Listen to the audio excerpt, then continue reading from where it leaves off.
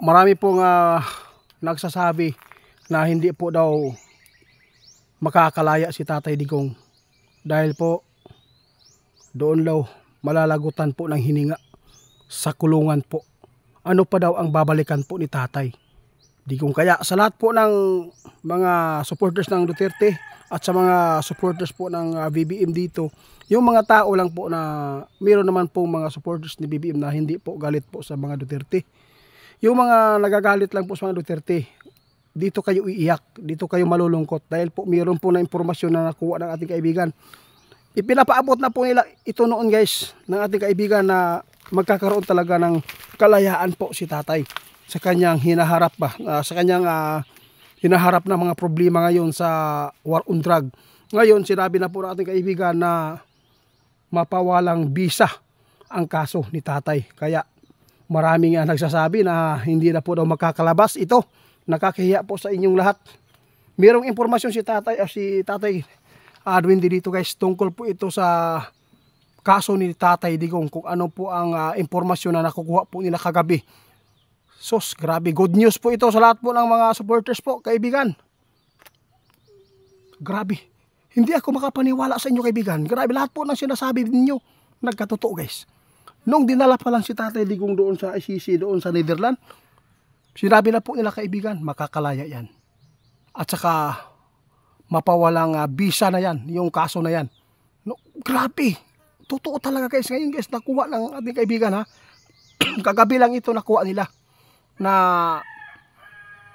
makakalaya na si Tatay Digong. Abangan lang po natin guys, hindi naman po totally na basta-basta na bitawan si Tatay kasi po alam naman, no, alam na po ninyo kung gaano karami ang mga tao na gustong kung si tawag ni kaibigan, yung marami talagang nagdarasal na si Tatay Digong ay matudas na. Mga Duterte, alam po natin po yan. Hindi po natin yan na pwedeng itago pa. Pero ang nakaproblema lang po dito, no, ang mga supporters po ng kabila, iiyak ito kapag malaman po nila yung katotohanan na mabasura ang kaso ni Tatay Digong ngayon. Ito na po ang sinasabi po noon ng mga basher, no, ma-pick daw ang yung mga ipinapaabot kaibigan. Kaya ano bang nangyari ngayon, di ba? Nagkatotoo lahat. Kailan na po ninyo ito na nakuha kaibigan yung impormasyon na ito? Di ba sabi po nyo gabi? Alas 10 po ng gabi guys, na impormasyon po nila doon sa kanilang kaharian. No, grabe daw ang grabe po talaga ang nangyari po guys sa kasong ito. Hindi talaga makapaniwala ngayon po ang mga Marcos at saka yung mga sila Trillanes, no? Ngayon, mayroon naman pong pakulo si Trillanes kaibigan. Totoo po ba ito? Walang humpay po si Trillanes na gumawa po ng isyo. Kasi marami pong ipinalabas na naman po ni Tililing na si Duterte po daw guys ay kuha na daw, karang nakita na po daw ni Trillanes kung gaano po daw kadaming itinatagong yaman. Grabe naman to. Mas lalo lang itong lalakas yung mga Duterte dito guys kapag laging tinitira po sa kalaban. Yun po ang totoo. Kaya kaibigan, gusto ko magtatanong sa inyo. Sino po ba ang pinakamataas na po, no, pinakaangat po ngayon sa Sorbe? Kabila at saka dito. Duterte o Marcos, sino po ang pinakalamang ngayon? Kita nila guys. Sabi natin kaibigan, ito sa totoo lang, sinabi ko na po noon na si Tatay Digong talaga, yung mga Duterte talaga ang pinakamalakas po ngayon. Bakit po nasabi po nyo kaibigan? Kasi meron naman siya kalabitang kaso na hinaharap po nila ngayon. Bakit po sila pa rin yung nasa taas na Sorbe? Hindi po natin mapigilan ang tao guys, no? Napakaraming mga tao na bumaliktad na. So ito po ang sinabi ng ating kaibigan guys kung bakit po umangat si Sara ngayon dahil po sa binawa sa kanyang tatay. Yun po ang totoo, sabi ng ating kaibigan. Mahirap po talaga pigilan ang tao. Kung sakali man, kung gustuhin po niya na suportahan yung isa, hindi po, walang makapipigil dito. Kaya good news pa, kayo ngayon ay marami pong mga nagpapaabot dyan na doon na daw malagutan ng hininga si Tatay Digong. Tapos ngayon, ang impormasyon ni kaibigan ngayon, napakaganda naman po para sa mga supporters ng Duterte na si Tatay Digong ay mapawalang bisa na talaga ang kaso at mabasura na ito. Pero ngunit kaibigan, marami pa rin mga gustong magdidiin, di ba? Hindi po yan maiiwasan. Pagkatapos ni Tatay Digong guys, mayroon pang kaso haharapin si Tatay Digong dito. Mayroon pong nagplano na naman, sabi ng ating kaibigan, hindi lang po si Tatay Digong ang pinaplanuhan na naman po ngayon pagkatapos nitong kaso na makalaya po siya doon sa ICC. Sabi ng ating kaibigan ngayon, mayroon siya nakuha impormasyon na si Sara Duterte naman po ang anak ko. Hindi na po tayo matapos-tapos dito. Bakit po?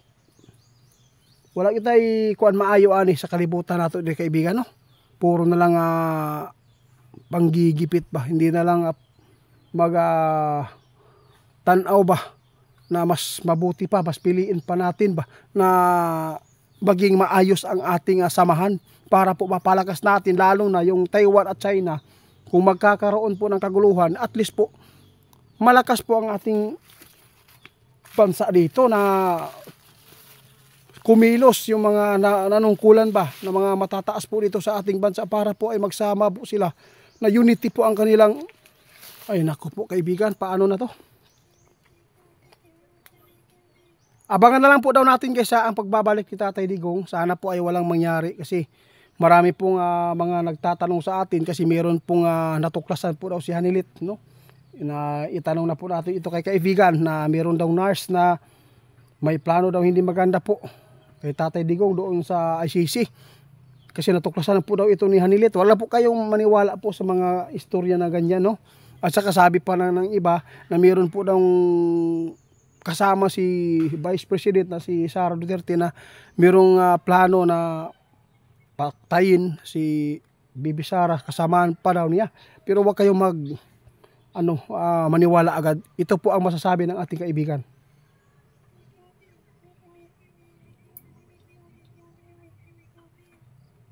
Alam po nyo guys, sabi ng ating kaibigan, kung meron man, no, yung mga taong galit po sa mga Duterte na hindi po nila kayang pabagsakin sa pamamagitan po sa kanilang mga ginagawa ngayon, pero hindi po talaga pwedeng magkampanti ang mga Duterte dahil po marami talagang taong galit po sa kanila. Hindi po natin alam, mayroong magsusugal, magrumentado para lang mapatay po nila yung mga Duterte, di ba? Dapat maging tayo, maging ang alerto.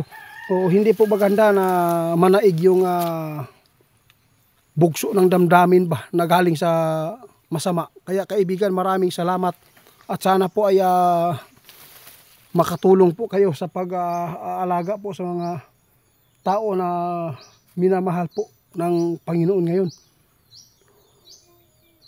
Oo, salamat po. Oo. Kaya guys, sa lahat po ng mga supporters ng Duterte, masaya na kayo dahil po si Tatay Digong mabasura na gyud ang iyang kaso karon. Ito po talaga nakita ng ating kaibigan kagabi at saka sinabi na po nila ito noong dinala pa lang si Tatay Digong na mapawalang bisa po talaga yung kaso na hinaharap